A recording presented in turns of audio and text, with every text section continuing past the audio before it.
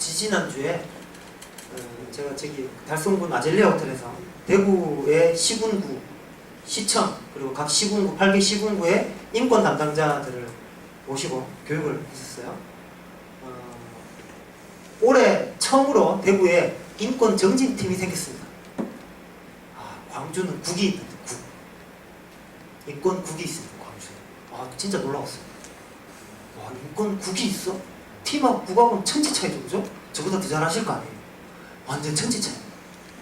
근데 이제 우리도 희망을 갖고, 저도 막 희망을 갖고 있습니다. 팀이 조금 더 발전하면 언젠가도 대구에 국이 생기겠지. 그래서 올해 그 무슨 인권 지킵니다 모집하는데 막 신청, 시민들 대상으로 저도 신청했어요.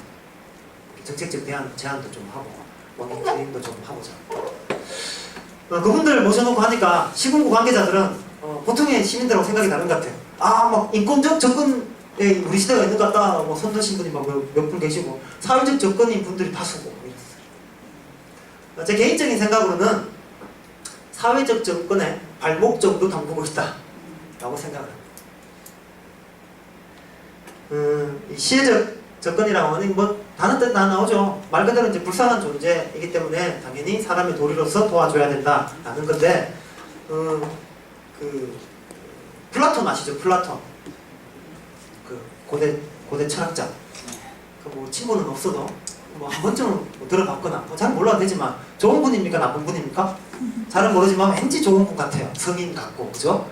이분이 뭐라 하냐면 장애인이 태어나면 저 산에 저 절벽에 가서 떨어뜨려 죽여야 된다라고 했습니다. 우리가 아는 그 플라톤이 맞아요. 진짜 그런 얘기를 했습니다.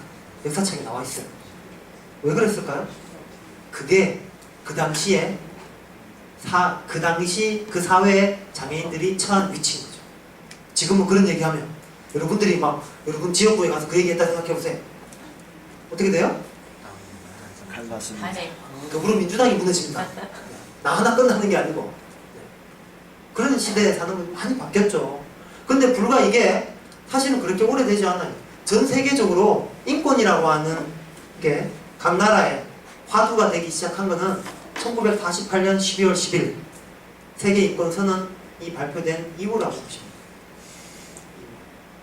얼마 되지 않죠. 70년 정도. 그 전까지는 사실은 뭐 그 이후에도 마찬가지고 아직까지도 흑인들은 그 사각지대에 놓여져 있잖아요.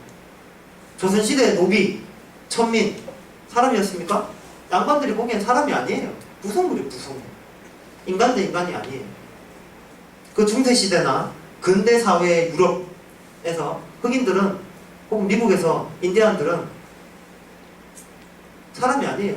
처음에 그 콜럼버스가 신대륙을 발견하고 건너갔을 때 있는 인디언들은 반겼어요. 뭔가 새로운 사람. 뭐 나눠주고. 근데 반대로 뭘 했어요? 전 사람이 아닌 거예요. 동물 취급하고 동물. 우리와 비슷한 동물. 동물은 막 죽이잖아요. 다 죽여. 말살.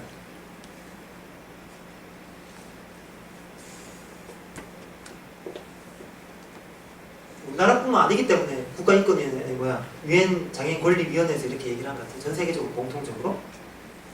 그러다 보니까 이러한 사회 인식들로 인해서 이렇게 되는 거죠.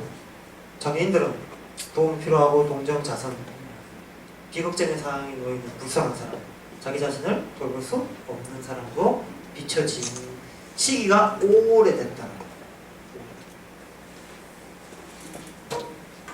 누구예요? 박영원. 네. 이게 2011년도예요. 저는 사실 이걸 처음 봤을 때 훨씬 그 이전의 사진인 줄 알았어요. 왜냐하면 11년 정도면 저때 저렇게 정치인이 사진을 찍었다고? 깜짝 놀랐어요. 이게 이제 오마이뉴스에서 한 건데, 그때 저 나경원 의원님 뭐라고 했냐면, 저건 내가 한 게 아니고 이 사진 찍는 사람들이 세워준 거다. 빛. 그렇다 하더라도 사람의 도리상 그래야 되는 거죠. 어때야 되냐면 이런 것들 좀 하지 마세요 라고 했어요. 왜냐하면 저 때는 벌써 장애인 차별금지법이 있었고요. 장애인 차별금지법에는 광고 촬영에 의한 처벌 조항이 있기 때문에 차별주 4가지 차별주 직접차별, 간접차별. 이게 시간이 되면 나중에 차별금지법만 따로 한번 들을 기회가 있으시면 들어도 되게 좋습니다. 간접차별, 정당한 편의 제공에 대한 차별, 그다음에 광고 촬영에 대한 차별, 뭐 이런 것들이 있습니다. 지금은 뭘 위한 거예요? 한 명의 정치인의 이미지를 위한 거. 그 이미지에 사람이 도구로 쓰인 거죠. 수단으로 쓰인 거죠. 근데 이런 것들이 이렇게 크게 나와서 그렇지 자잘하게 우리 실생활에서도 많이 벌어질지도 몰라요. 이런 거 있잖아요. 이런 거 있어요. 아, 이건 장애인이에요. 예를 들면 이 사람은 장애인인데 다른 장애인하고 달라. 이것도 뭐예요? 벌써 장애인들을 따로 생각한다는 거예요. 우리 처남, 제 처남이 청각장애 2급입니다. 청각장애는 1급이 없어요. 2급이면 뭐예요? 전혀 들리지 않습니다. 우리 처남은 제가 봐도 다른 청각장애인들하고는 다른 점이 많아요. 그래서 자기도 자기 청각장애인 속 그 사회 내에서도 자기가 약간은 다른 존재라고 사람들이 생각한대요. 그 내에서도 내가 뭐 웃었어요. 네가 뭐가 다르노? 라고 보니까 달라요. 확실히 청각장애인들은 혹시 그거 아시나요? 그 농아인들은 이렇게 농문화라는 게 있어요. 그들만의 특별한 문화. 이게 왜냐하면 의사소통이 어렵다 보니까 사람들이 자꾸 배제하고 분리시키는 거죠. 그래서 자기네들끼리 친하게 지내요. 근데 자기네들끼리 친하게 지내야 됨에도 불구하고 그 속에서 그렇게 사건 사고가 많아요. 우리가 봐도 약간 그 농아인 문화, 농문화는 특이하거든요. 근데 저희 처남은 같은 농아인임에도 불구하고 이해를 못해요. 그 상황들을. 이제 그 이유는 어릴 때 제 처남은 농아인 친구를 20살 때 처음 사귀었어요. 대학 가서 처음 사귀었어요. 처음 알게 된 거죠. 수어가 지금은 수어로 바뀌었습니다. 수화라고 하지 않고 우리가 국어, 영어, 일어 이렇게 하듯이 수어, 이것도 하나의 언어다 수어로 바뀌었는데요. 수어를 20살 때 처음 배웠어요. 그러면 그 이전까지 자기가 만나온 모든 사람들은 다 비장애인이에요. 자기 친구들은 다 비장애인. 저희 자기들하고 장모님이 어릴 때부터 그렇게 좀 힘들었지만 이렇게 일반 학교를 다 보내고 수학 못 쓰게 하고 말을 하게끔 하고 막 이렇게 했었거든요. 힘들었겠죠. 뭐 장인어른하고 장모님뿐만 아니라 처남도. 근데 이제 결과론적으로 놓고 보면 그게 지금 비장애인들과 혹은 이 사회에서 하나의 사람으로서 살아가는데 훨씬 더 큰 힘이 된다. 그래서 저는 뭐 100%는 아니지만 통합교육이라고 하는 게 그런 의미에서 매우 중요하다라고 생각하는 사람 중에 한 명입니다. 근데 무조건 통합교육을 해야 된다라는 것들은 또 아니에요. 그거는 장애 특성에 따라서 달라질 수도 있는 문제거든요.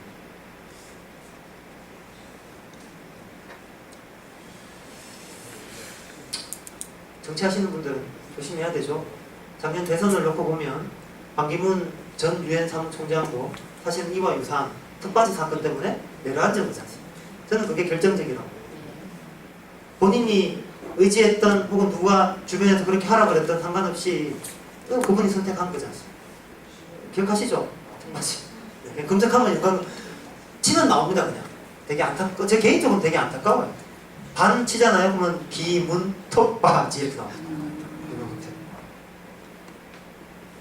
의학적 접근은 뭐냐? 이제 거기에서 불쌍한 존재가 아니고 그러면 이 사람들도 사회 구성으로서 좀 살아갈 수 있게끔 주변에서 도움을 좀 주자. 누가? 전문가들. 되게 안타깝게 그 전문가의 사회복지사도 포함되어 있어요. 근데 중요한 거는 이 전문가가 잘못되면 이 전문가주의라는 게 있습니다. 내가 난데 이런 거 있잖아요. 아, 많이 그래요? 저는 그러지 않으려고 노력합니다. 물론 뭐 저희는 뭐 사회에서 사회복지사가 전문가라고 인정해 주시지 않습니다. 뭐 치료가 필요한 사람, 재활이 필요한 사람, 의전 쪽이니까 우리가 도와주자 해서 뭐 전문가들이 쫙 모여서 장애인 놓고 뭐 이래라 저래라 하는 거예요. 훈수 두는 거예요. 훈수. 이게 문제인 거예요. 훈수 두는 게. 거기서 뭐가 빠져 있어요? 장애인 당사자의 의견이 빠져 있는 거예요. 이게 재활이 그래서. 그래서 재활에서 뭘로 넘어가죠? 자립으로 넘어가요. 아마 그런 얘기 많이 들으실 거예요. 장애 쪽으로 약간만 어디 가서 들으시면 자립이라는 용어, 자립생활이라는 용어를 되게 많이 들으실 거예요. 최상의 정상 상태에 도달하기 위하여 가능한 한 최대한 제한이 필요하다.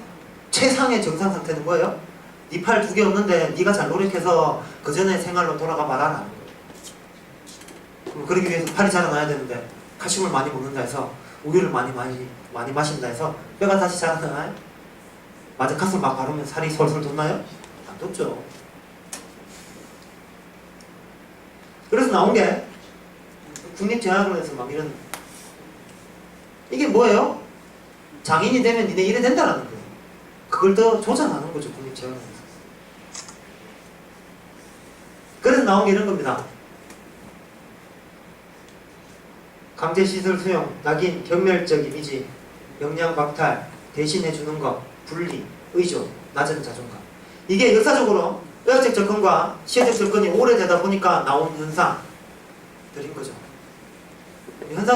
현상인데 장애인들의 그 사회 위치이기도 한 거죠. 그래서 이런 문제들이 발생을 하는 겁니다.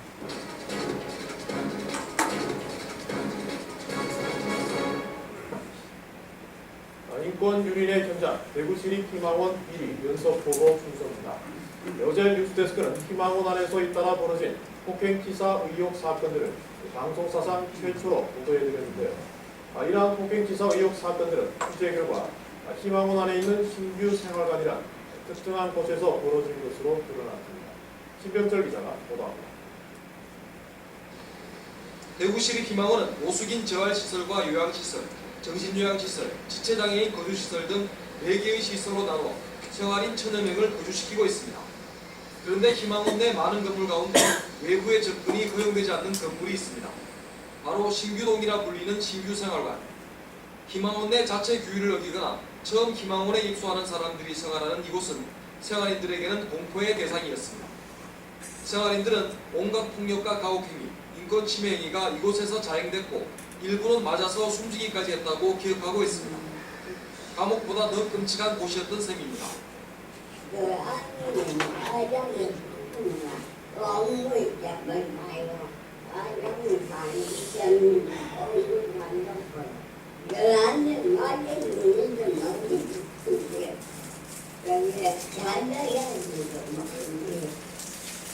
신규생활관에는 징벌방인 1.5평 규모의 독방도 운영됐는데 10여 명의 생활인들이 갇힌 채 짐승보다 못한 대우를 받으며 살아야 했다는 증언도 나왔습니다.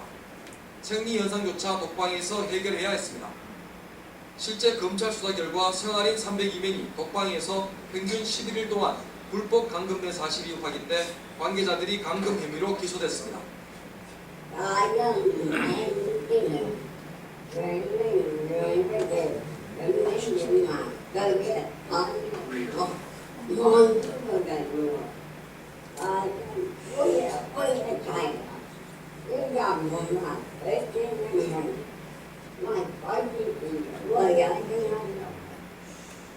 희망원 측은 자체 규정을 만들어 위반자에 대한 교육 목적으로 독방을 만들었다고 밝혔습니다.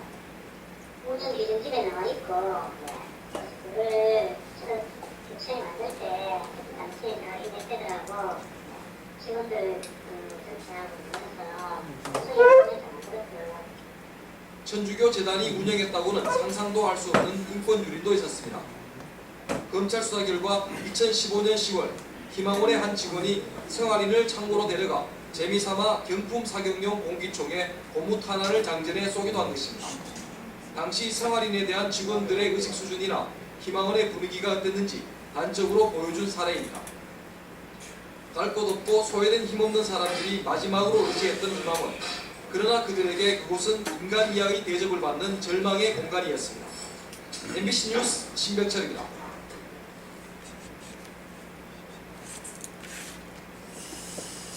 인권 강사를 제가 2016년부터 했는데요. 단 한 번도 어떤 교육에서 희망원 얘기를 한 적이 없습니다.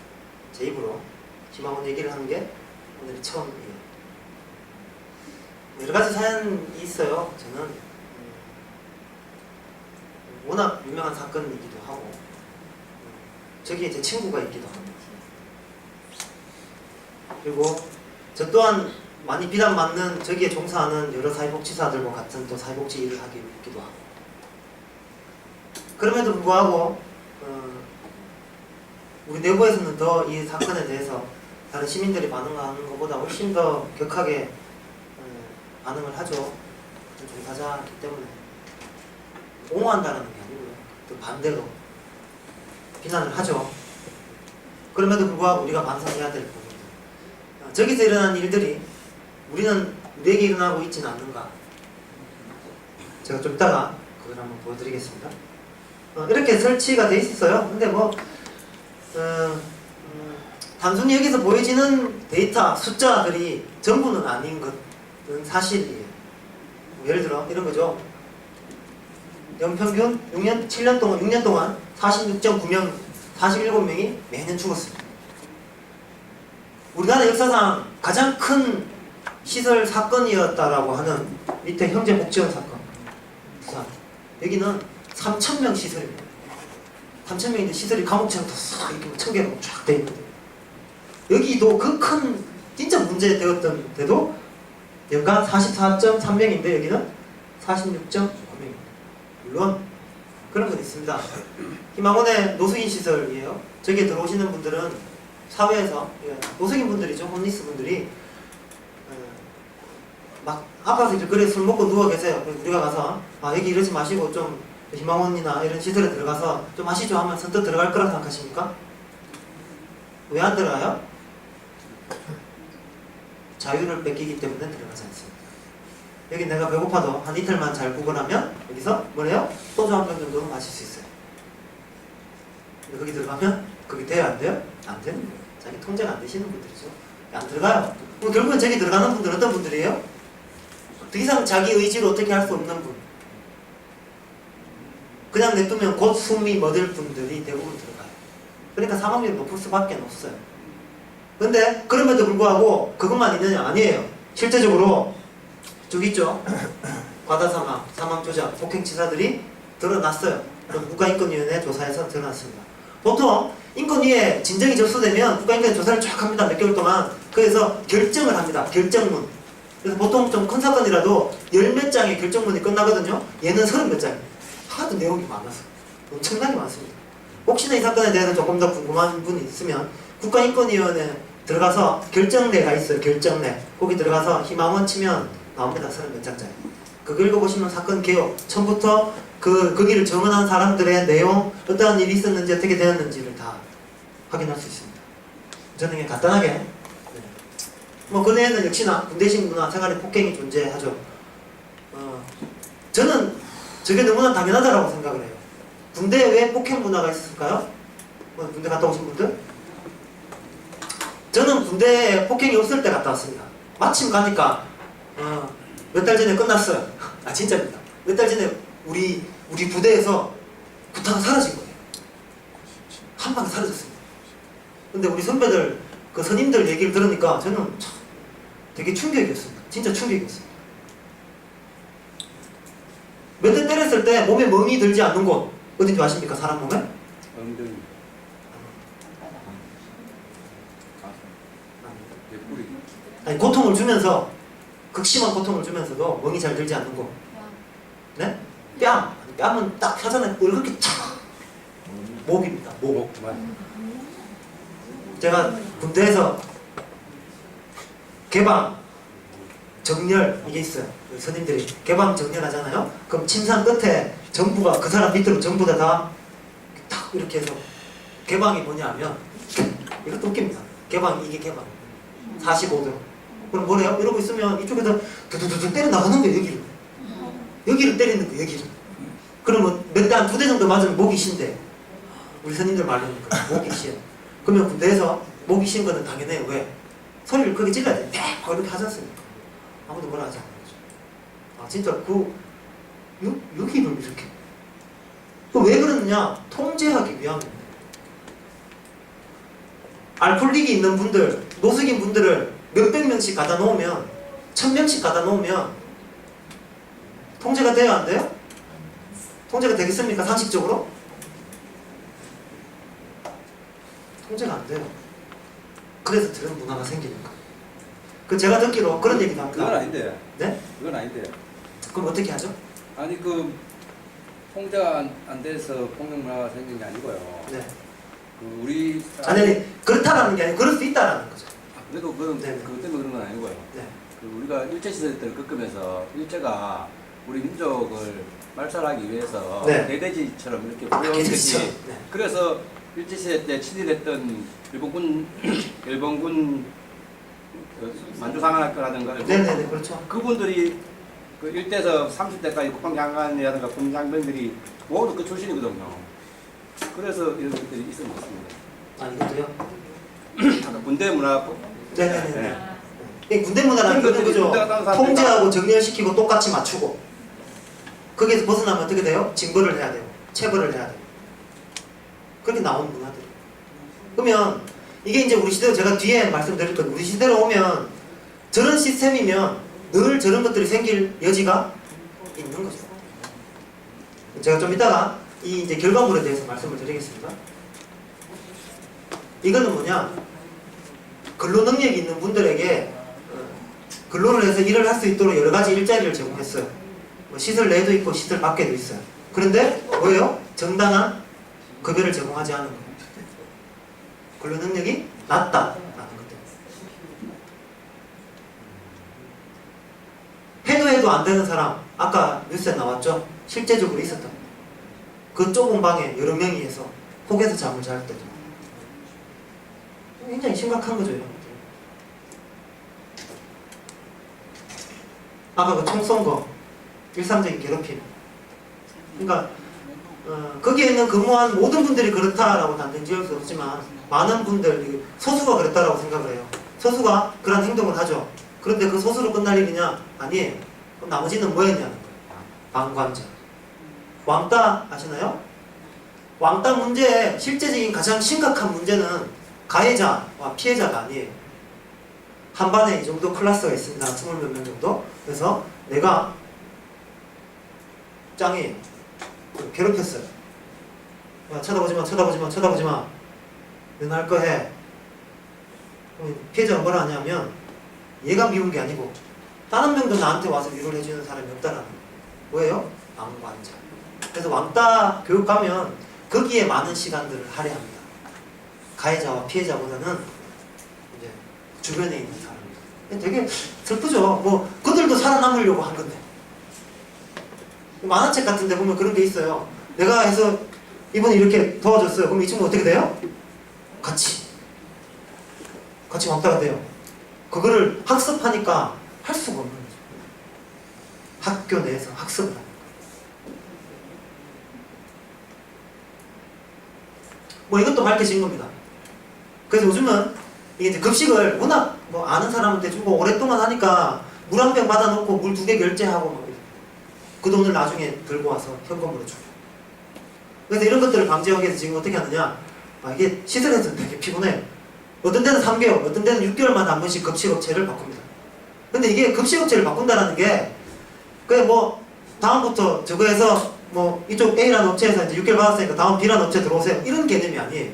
이게 입찰을 해야 되면 입찰을 어떤 식으로 하냐면 물 한 개를 하더라도 이거에 대해서 뭘 다 내야 돼요. 똑같은 항목을 받으니까. 사과 하나를 하더라도 다 내야 돼요. 그래서 영양사가 스트레스를 정말 많이 받는데. 근데 그래야지만 뭐가 줄어들어요? 시스템을 만들어놔야지만 이런 급식 비리가 줄어든다는 이게 전체적으로 이런 사건들이 발생된 겁니다. 왜 이랬냐? 왜 이런 문제들이 대한민국에서 그렇게 발생됨에도 불구하고 끊임없이 나오느냐? 저희 같은 사회복지 종사자들도 그렇게 얘기합니다. 뭐라 얘기하냐면 이렇게 터지잖아요? 왜? 라고 얘기합니다. 그 속에는 뭐가 담겨져 있냐면 벌써 과거부터 이러한 일들이 주기적으로 정기적은 아니지만 주기적으로 되게 많이 터졌어요. 그럼에도 불구하고 아직까지도 이런 일이 터진다라는 거는 그걸 알면서도 왜 그렇게 하지? 라는 의문이 드는 거죠. 근데 이제 막상 또 그 속에 있는 사람들은 그렇지 않은가 봐요. 그게 익숙해지기 때문인 거죠. 그 상황들이. 가정폭력이 있어요? 한 번 맞고 두 번 맞고 할 때는 화가 났는데 세 번, 네 번, 다섯 번 맞을 때는 길들여지. 그렇죠. 그래서 뭐래요? 회피가 안 돼요. 이 상황만 넘기면 돼. 이 상황만 넘기면 돼. 그래서 제가 학생들한테 교육할 때 합니다. 폭력을 행사하는 사람들은 절대 가까이 두면 안 돼요. 저는 비폭력주의자거든요. 누굴 때리지 못해요. 맞는 건 할 수 있는데 우리 애들도 때리지 않습니다. 못 때리겠어요. 제가 언제 사람을 때렸는지 기억이 나지 않을 정도. 군대에도 한 번도 손을 해본 욕은 좀 하는데 지금은 욕도 하지 않습니다. 나이 40 넘었는데 무슨 욕을 합니까? 사람이 나이 30 넘으면 일상적인 욕은 다 하지 않아야 된다고 생각합니다. 근데 욕은 해야 되겠죠. 할 때는 해야 됩니다. 그래서 저는 올해 우리 애들한테 10살이 된 기념으로 하기 좀 그렇다. 욕 교육을 했습니다. 욕 교육. 애들 둘한테 저하고 저희 집사람하고 욕 교육을 했어요. 니네 욕해 안 해? 애들이 말을 잘 안 하죠. 아는 욕 다 해봐. 뭐라 해요. 아니 그렇게 말고 네가 쓰는 대로 평상시에 쓰는 대로 해봐. 하니까 몇 개가 있어요. 그러면 그걸 왜 써? 언제 써야 돼? 어떻게 써야 돼? 이런 것들 가르쳤어. 애들이 우리를 이상한 분으로 바라보죠. 우리 아들이 그러더라고. 엄마 아빠 좀 이상해. 근데 저는 필요하게 욕도 사전에 있는 언어지 않습니까? 쓴다라는 거죠. 그럼 교육을 통해서 바르게 쓰도록 혹은 덜 쓰도록 안 쓸 수는 없는 거예요. 저는 여기 있는 것 중에 물론 다 문제입니다. 국가 전체를 놓고 보면 사회적인 분위기죠. 시혜적인 성격 이런 거죠. 불쌍한 존재들. 불쌍한 존재로 느껴지는 순간 그 사람한테 권리는 그런 만큼 훨씬 사라져요. 흔히 그렇게 표현하죠. 그래도 되는 사람은 없다. 뭐 아닌 사람은 없다. 그리고 시설을 넣어놓고 보면 폐쇄적인 문양 이게 가장 컸던 것 같아요. 소통하지 않고. 왜냐하면 여기 혹시 희망원 가보셨나요? 엄청난 단지입니다. 대구에서 가장 큰 단지에 1000명 이상이 살기 때문에 시설이 안에 4개가 있어요. 그걸 전체 이제 우리가 희망원이라고 부르는데 엄청나게 큰 사이즈로 만들어 놓으니까 폐쇄적이 될 수밖에 없죠. 그리고 이제 인력들은 그러다 보니까 무기력해지고 관료화되고 또 뭐 한때는 또 직접적으로 시에서 운영하게 됐었고요. 그렇다면 그와 전혀 상관없는 지역사회는 어떠냐? 우리 사회는 장애인들에게 관심이 있을까요? 시설에서 근무하는 저희에게 관심이 있을까요? 없어요. 먹고 살기 바빠가. 그죠? 먹고 살기 바빠서. 근데 저런 사건이 일어나면 되게 무서울 정도로 공격을 받아요. 물론 잘못했죠. 그러면 저는 거기 한 발 더 나아가서 사회적 차원의 어떠한 해결점이 있어야 되는데 그런 것들이 발생되지 않아요. 그래서 어떤 일이 나오냐면 좀 넘어갑니다. 우리 이름 쫙 나와야 됩니다. 잠시만요.